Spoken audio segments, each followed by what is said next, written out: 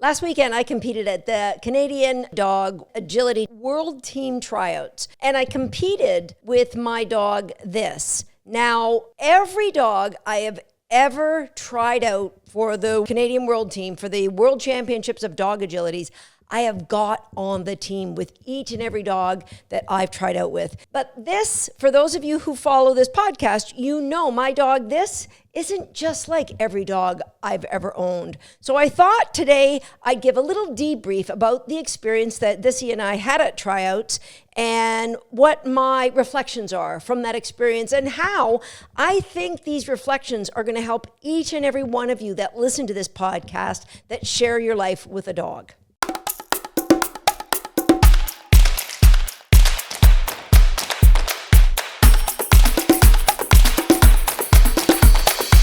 Hi, I'm Susan Garrett. Welcome to Shaped by Dog. You know, it's less than a year ago that This ran her first ever agility trial and completed a run. Last year, during the World Team Tryouts, I took her in the ring for each run and ended up playing games with her because I just didn't feel like she was having as much fun as she could have. She was still very overwhelmed because it was just a few short months since I discovered her nutritional problems and how I could help her have more fun in training. And not just training in dog agility, but training for anything. And though life with This had been a struggle to train, it never was a struggle to love the dog. I've always just been crazy about her, even before she was even born. And so when I could tell early on that she wasn't learning and progressing the way all of my other dogs, Border Collies or otherwise, had, I had to assess my goals. I had to assess my processes with her. And because it was those processes that led me to the goals that I achieved with my past dogs.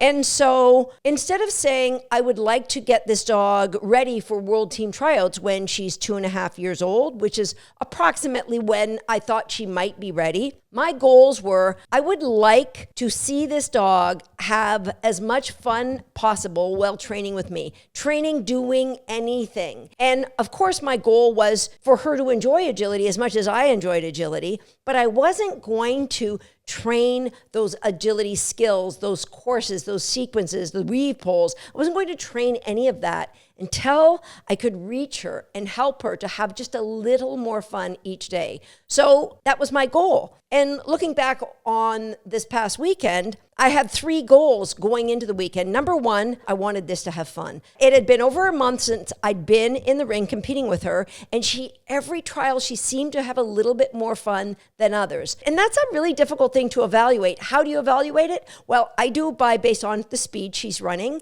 and little things that she's doing. For example, at our building, which is artificial turf, so the surface is different, maybe a little more secure, she will swim through the weave poles with one leg, then the other leg. When she's competing on dirt, she will bounce with 2 legs. Now, is it because the footing is loose and she's not as secure? I don't know why, but to me, that's a way I could tell, well, she's actually driving harder if she could ever swim through those weave poles. That was just one thing I looked for. If eventually, through this process, she started jumping off her contacts, which meant, wow, you're going faster, you're having more fun. I had to go back and evaluate my processes that helped her to know how to do a running contact. And that happened maybe 3 or 4 months ago. So back to this weekend. Number 1 goal, I wanted her to have fun. Like every single run out, I wanted to see that she was having fun before we entered the ring, while we were in the ring. Number 2, for me as a handler, I wanted to make sure I stayed connected with her throughout each and every run. No matter what I did, I wanted to keep my eye on her because I knew that gave this confidence. That maybe with some of my other Border Collies, I could send them to do a job and I could take off and run.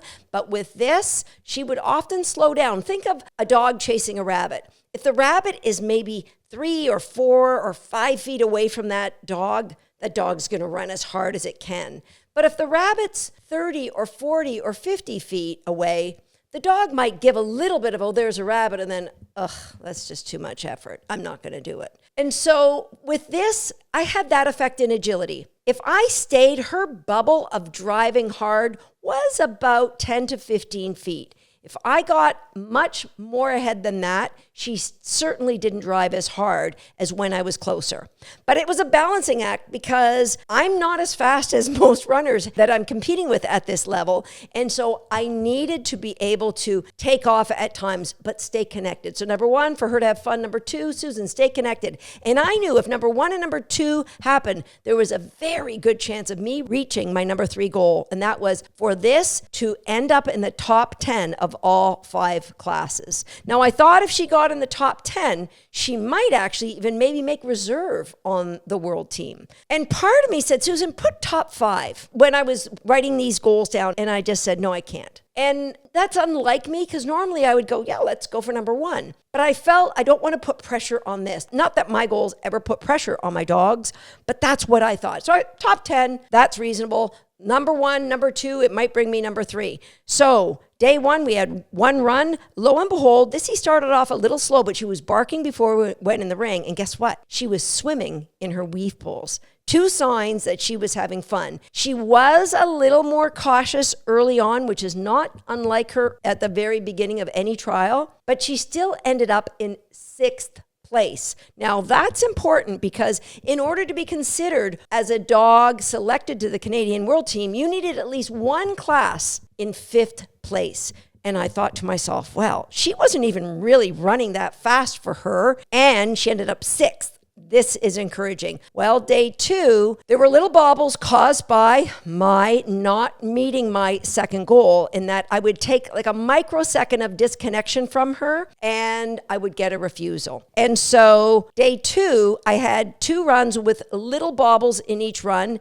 And guess what? We still ended up in the top 10 of each run. She was 7th and 8th in those runs. And so here we are at the end of day 2, 3 top 10 placements, and she's in 4th place overall and just 1 point out of 3rd place. Mind blown, because the top 3 dogs at this event had a guaranteed spot on the Canadian World Team. And I started to think, part of me was like, is she really ready for that? Is she really ready for me to consider taking her to Europe? Was she ready to be running on that big stage? Now, I know Dissy was potentially 3 to 5 seconds behind the Canadian dogs. And I know that might be another 2 or 3 seconds behind the best dogs in the world. Could I help her to have more joy if we got on the world team by September? I said, Susan, that isn't part of your goals. That's not part of what you should be thinking of this weekend. So I parked it. Went into day 3 with her in 4th place. The first run was a jumper's run. And there was one little miscalculation on my part with handler pressure, in that a dog is running in one direction and the pressure of the handler perpendicular to that will push the dog in a direction you don't want them to go. That bobble cost me another refusal, but otherwise she ran beautifully. And then the final run, it was a very complex course, the first really challenging course of the weekend. And I thought, this is our jam. This is something we can do well. And guess what? More than halfway through the course, she was on fire. She was running harder than she'd ran in any of the other classes. And then I broke rule number 2. I felt she was weaving, and this was my chance to get far away from her down the dog walk. And I let her go. I saw her finish the last pole. I called her name, and I took off running hard. And in that moment of disconnect, she did not go up the dog walk, but she went around the dog walk and went into an off-course tunnel. And I knew right then our chances of going to Europe representing Canada were gone. But as she came out of that tunnel, rule number 1 was also gone. Dissy having maximum fun. I threw up my hands and I knew exactly I'd let her down. My moment of disconnect was followed by an obvious moment of disappointment for Dissy. She could see that things had changed, that I wasn't doing what I'd been doing at all those other 17 obstacles. And so I got her back to the weave poles and I restrained her. And I said, are you ready and are you steady? And I made it fun again. Right in the middle of the course, I stopped everything and I just made it fun. She went off and she didn't finish with the same drive as she was going up to that point, but we still finished as a team with great connection.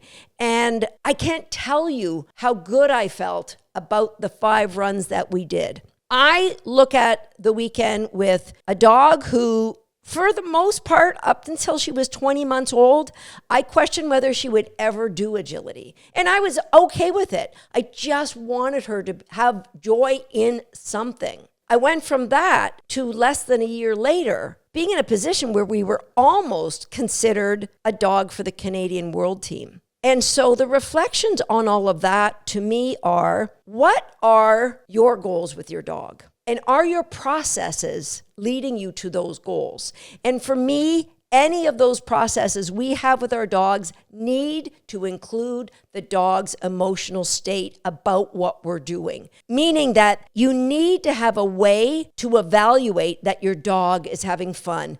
And having fun means they are attacking. Thissy was barking and screaming before we went into the last 2 runs at the tryouts. And that just brought me so much joy. I don't know if it brought the people around me that much joy, but we can fix that. And so whatever your goals are, maybe your dog, you've got a chronic house training problem, or you have a leash reactivity challenge with your dog, or your dog won't bring back the toy, or your dog barks too much. Whatever your challenge is, if you have not progressed in your goal to overcome that challenge, please evaluate your processes and include one that maximizes the joy for the dog. And if you aren't maximizing the joy for the dog, then what gives us the right to have any expectations for that dog? What gives us the right to believe that dog shouldn't be reactive on leash, that dog should bring your toy back, or that dog should stop peeing in your house? What can you do to arrange coincidences for the dog, to establish an environment where they feel safe, where there is a way for them to have joy? And if you haven't, please go back and listen to podcast episode number 203 and 204, where I talk about This's journey in my discovery of her GI problems and the massive turnaround, and how that discovery and how when I changed her diet absolutely was a huge exponential jump in her ability to have joy in our training. Now, did it change overnight? No. Here we are a little over a year later. We're a long way from where we are. And one of the most important things that happened this weekend, besides her swimming her wee pools, was when I had those little bobbles and I had to bring her back, she didn't shut down and sniff. She said, "Let's go." That's a dog who's saying, "I actually like what we're doing here." And if that is what you measure with your dog every day, that you progress that joy while you're progressing your goal, then your processes are in place. And if your processes aren't in place to lead to your goal, then reevaluate your processes. You don't have to reevaluate the goal, reevaluate the processes. So my goal is still to get this on the Canadian World Team. That has always been my goal. And if it never happened, well, guess what? Some of my goals I don't reach. That doesn't mean I don't love the process of attempting to attain those goals. So I don't alter my goal. I alter the processes that lead me to the attainment of those goals. So if you're not progressing, overcoming those challenges, because those challenges are going to affect the relationship you have with your dog. If you aren't doing something that helps you to progress at least on a weekly basis, if not a daily basis, progress towards a better outcome for whatever your challenge is. If you're not progressing towards where you want to be, reevaluate your processes. Something, my friend, is flawed. Something in the process. And if the first note, the first change you make is the ways that you've attempted to have more fun with your dog, then I promise you that is a great first step to come up with new processes that lead you to that eventual outcome, the ultimate goal that you're trying to attain. For me and this, we're going to continue to train hard, because training hard is just having fun. Back at home, doing the little things that make her drive with more joy, planning to take her to more locations. And when I get more joy in all of these different obstacles, then we're going to take it on the road and have more fun at more agility venues. And I just want to give a special shout out to every one of you listening to this podcast that has been a supporter of Team This. We feel your love. We feel your support. And that's what keeps us going and trying harder every time we go out there and train. So thank you from the bottom of my heart. Thank you to each and every one of you. Now, if you're listening to this podcast, jump on over to YouTube, because at the end of this video, I'm going to include all 5 of This's runs from the Canadian World Team Tryouts. So you can see all 5 of the runs and listen to me talking to her, giving her the cues that I give her as we go through each and every run. I'll see you next time right here on Shaped by Dog.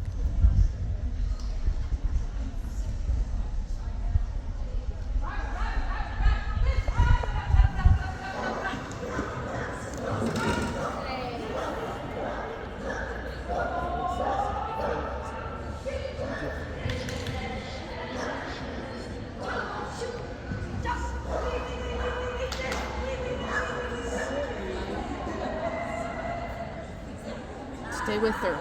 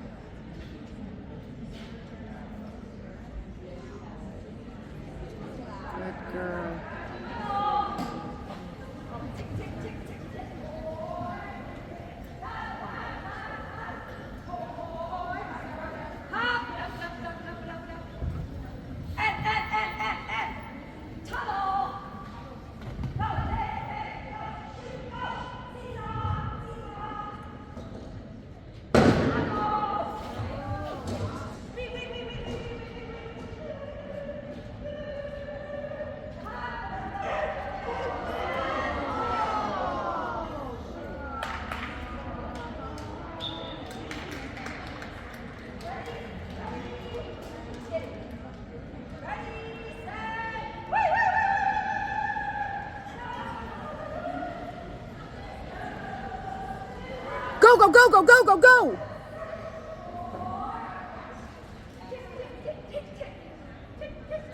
Go, go, go, go, go, go, go.